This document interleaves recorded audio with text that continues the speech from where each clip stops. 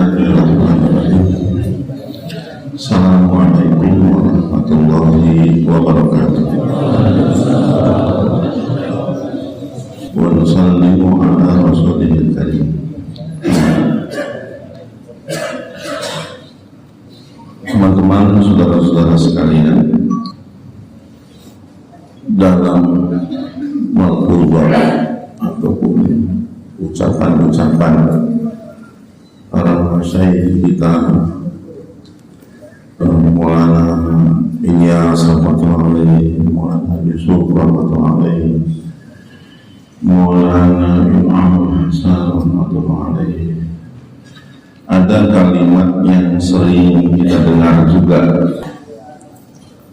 yaitu Karterego Darterego.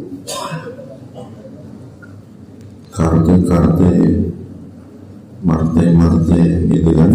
Nah, ada satu ungkapan Karterego Darterego, maknanya kerja, takut. Kerja itu diiringi dengan rasa takut.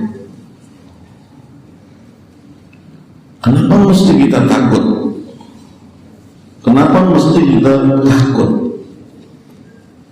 Sehingga kebulian itu aja, kebulian itu bukan dari justru besarnya kerja, tapi besarnya rasa takut. Kalau kata Maulana Ilyas rahmatullahi, beliau katakan, dalam setiap kita beramal selalu ditutup dengan istighfar, karena ada dua hal yang kita pasti kita harus beristighfar di sini. Yang pertama adalah ketika kita mengamalkan suatu amalan baik, walaupun itu amalan soleh, pasti kita meninggalkan amalan soleh lainnya. Betul tidak? Ketika kita sholat, pasti kita meninggalkan silaturahmi, berbakti kepada orang tua, berkhidmat kepada ulama dan sebagainya. Satu amalan soleh kita lakukan, bisa jadi ribuan amal soleh lainnya kita tinggalkan. Di situ kita istighfar. Bisa jadi amalan yang kita lakukan lebih rendah daripada amalan yang lainnya. Itu yang pertama. Yang kedua, besar kemungkinan yang kita amalkan itu tidak sesuai dengan apa yang dikehendaki oleh Allah dan Rasulnya. Dari kaifiat, dari kamiat, dari kualitas, dari kuantitas, secara zahir, secara batin, tidak sesempurna yang dikehendaki. Di sini kita mesti betul-betul memohon kepada Allah, minta kepada Allah untuk diberi taufik kesempurnaan amal dengan segala kedoaifan kelemahan kita.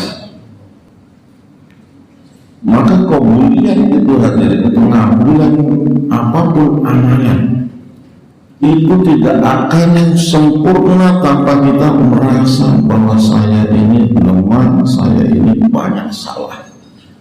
Dengan istighfar, dengan bertobat kepada Allah Subhanahu wa Ta'ala. Sebagai karbon, alhamdulillah. Kita sibuk intiqali, alhamdulillah. Kita sibuk makomi, alhamdulillah. Tapi banyak yang harus kita istighfari dalam hal ini. Jangan-jangan satu hadis Nabi SAW yang sering diungkapkan oleh Muhammad, tuba liman ja'alahullah mafatihal lil khair wa maghaliqal syarr. Berbahagialah orang yang dijadikan oleh Allah pintu-pintu pembuka bagi kebaikan dan pintu-pintu penutup bagi keburukan. Tapi kelanjutan dari hadis itu, fawailul, celaka orang yang dijadikan oleh Allah maghalib khair, pintu-pintu penutup bagi kebaikan, malah dia jadi pembuka bagi pintu-pintu keburukan. Nah, bilangnya. Nah, di poin ini kita hadirin, jangan sampai perasaan ketika saya sudah berbuat baik ini, saya sudah usaha agama ini, tapi nyatanya dengan usaha agama kita bukan menjadi pembuka pintu kebaikan, malah jadi pembuka pintu keburukan. Apa yang terjadi ketika di situ radha'il, keburukan hati ikut serta di dalamnya, ria, sumpah, sombong, takabur, keras kepala, ini dan sebagainya. Maka kalau Mu'adh Maulana Zakaria wajib bagi karbon lama itu untuk ikut tasawuf. Bukan makanya kita ikut tarekat berbayar begitu, tapi wajib tasawuf, membersihkan hati. Bagaimana bisa seorang Zubaidar bertengkar? Bagaimana bisa karbon lama bisa bertengkar dengan yang lainnya? Bagaimana bisa seorang Faisalat bertengkar dengan Faisalat lainnya? Dia bukan jadi mafatihul khair, dia juga itu ada justru menjadi mafatihul syar. Bagaimana bisa? Tidak mungkin. Tidak cocok itu wajar, nggak sependapat wajar. Kita Syuro Indonesia yang dipilih dengan berbagai background, berbagai pengalaman, dengan berbagai karakter, disatukan, dipilih oleh Allah Subhanahu wa Ta'ala untuk membawa Indonesia ini. Kita sadari dengan kelemahan kita sendiri. Awal-awal memang banyak gesekan, banyak gak sependapat, banyak dengan ini dan sebagainya. Tapi kan disitulah justru yang ingin masyayikh terapkan pada kita ini. Belajar melebur semuanya karena Allah. Kita bertasawuf membersihkan diri kita. Kita kerja karena Allah. Kita kerja karena Allah. Apa yang kamu sombongkan keras kepala dengan pendapat kamu, berani tidak kamu berhujah di hadapan Allah bahwa itu pasti betul. Gak bisa Pak, kita tuh gak bisa seperti itu. Nyari karbon baru demikian susah, yang lama tidak dipelihara. Apalagi kalau bukan sombong, apalagi kalau bukan kibir. Jangan kita takut lah ya dukhulul jannata ma fi qawlihi. Walaupun dia sebut darah kibir, Allah haramkan surga. Kalau kita mau bersikeras dengan pendapat kita, menghancurkan pendapat orang lain, hati orang lain, kemarin saya katakan Zubaidar Faisalat itu bagaimana menjaga hati dan menjaga tertib. Tertib jangan sampai hancur, hati itu dijaga. Itulah hikmah. Maka kita bersikap dengan ini, dan tabligh ini mengapa perlu tasawuf. Hampir semua orang masyayikh adalah pengikut daripada jihad. Bagaimana mereka membersihkan dirinya itu, bukan hanya sekedar dengan zikir la ilaha illallah, tapi mereka kadang-kadang membersihkan WC, merapikan sendal, berkhidmat untuk umat tanpa ketahuan, mengecilkan diri. Saya ini siapa? Saya ini siapa? Waktu pemilihan Suro kebetulan saya tidak hadir, tidak ada di majelis. Saya demam. Begitu saya kejar masyayikh ke Kuala Lumpur, saya menghadap masyayikh. Saya nggak sanggup. Bukan masalah ini ya. Misalnya kalau ini keputusan saya terima, tapi saya nggak sanggup. Orang-orang jadi suro yang jadi teman-teman saya nggak kenal. Betul, saya nggak kenal. Mungkin saya hanya kenal orang Jawa Barat, saya Pak Bupati, tapi yang lain saya kenal. Pak Mufti nggak kenal, dan akrab Pak Sabri nggak kenal. Bagaimana saya bisa dengan mereka bekerja? Apa jawaban saya? Kamu prinsip kamu kau hebat nih, kau hebat, nggak apa-apa. Kamu nggak diterima, kamu nggak cocok, pendapat kamu tadi, usulan kamu pas. Jangan anggap dirimu siapa-siapa. Saya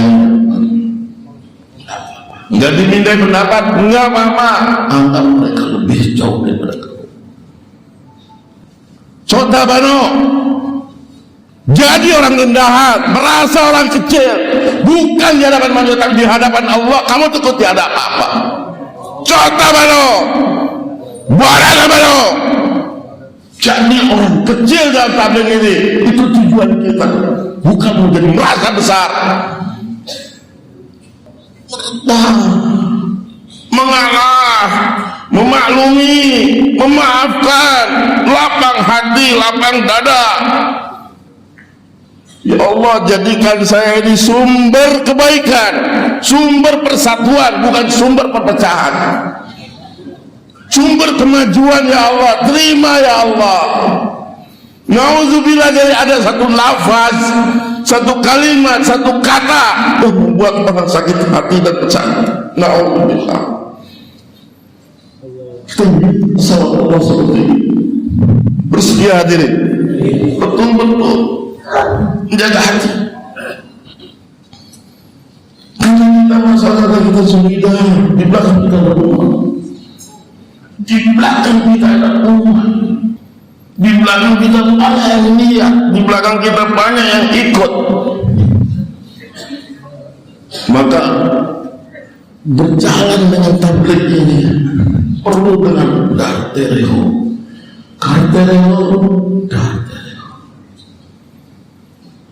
bangun malam, minta sama bertobat, ikhlas atas segala perlakuan, minta dibimbing oleh Allah, diluruskan,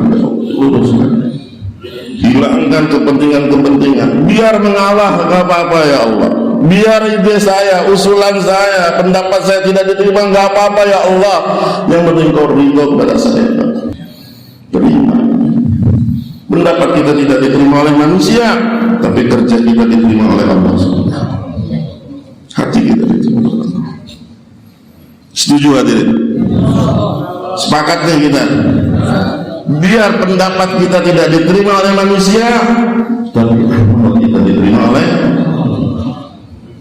kita diterima. Maka belajar kapan datangnya mulia, dengan juga banyak berkorban. Paksakan berkorban. Surah sendiri pun dipaksa, terus terang kami pun dipaksa. Bergerak tak aja ini dipaksa. Secara zahir nggak mampu, secara batin juga kita nggak mampu. Betapa kotornya kami, berapa rusaknya kami, betapa kami nggak pantas untuk memberi bayan seperti ini, memberi arahan, memberi petunjuk, nggak pantas sebetulnya. Karena kami juga masih belum menjadi contoh yang baik. Karena dipaksa. Maka taraki dan wujud peningkatan. Maka di sini dalam media-media musyawarah nasional, provinsi dan sebagainya, tetap walaupun ini kerangka sistem metode semua sudah sempurna, bagus di rancangannya. Dari Jumat kemarin kita bicara tentang sistem, tentang metode kan, Tapi tanpa SDM yang berkualitas nggak akan bisa. Nggak akan bisa. Tanpa jiwa-jiwa, hati-hati yang betul-betul bersih. Kalau kata kita lihat baca jiwa hidup Nabi Ilyas, jiwa hidup Nabi Hasan, jiwa hidup Nabi Yusuf, jiwa hidup Zakaria, maupun para masyarakat yang lain. Bagaimana mereka bisa menangis kepada Allah, menafikan diri mereka? Ya Allah, saya bukan siapa-siapa. Ya Allah, saya tidak bisa apa-apa. Ya Allah, saya butuh Engkau. Saya berhajat kepada Engkau.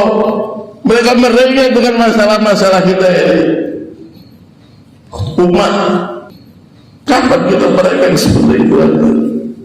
Kita butuh SDM yang kuat, yang tangguh, yang betul-betul memang diperlukan oleh umat sekarang ini. Sistem yang baik, metode yang bagus, yang sulit. Tanpa jiwa-jiwa dahsyat. Mudah-mudahan kita berjalan bukan menjadi pembuka bagi keburukan-keburukan, pencetus perpecahan, pencetus ketidaktaatan, tapi kita menjadi mafatihul khair. Jangan pernah nisbatkan kerja ini pada apapun.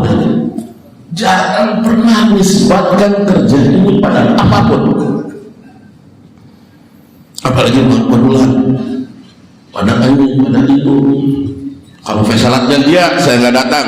Kalau mubayinnya dia, saya nggak datang. Kalau ini dia, saya ini. Kalau ambilnya dia, kalau itunya dia, saya nggak ini. Kenapa begitu murah sekali harga dakwah kamu itu? Nilai malam markas yang begitu tinggi, agung. Gara-gara satu orang kamu gak mau datang ke markas, murah kamu.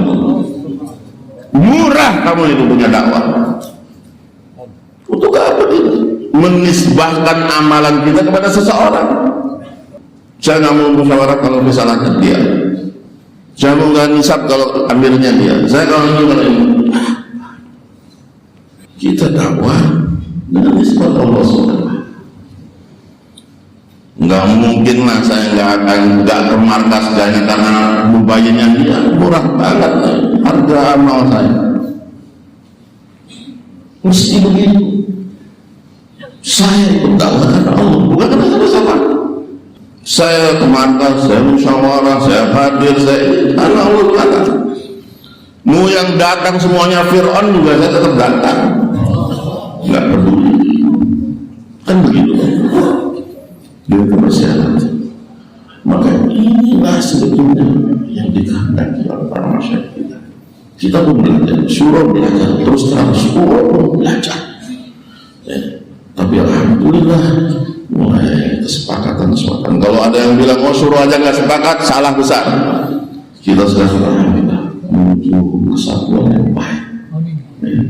Alhamdulillah mulai saling memahami, saling menerima, saling memahami.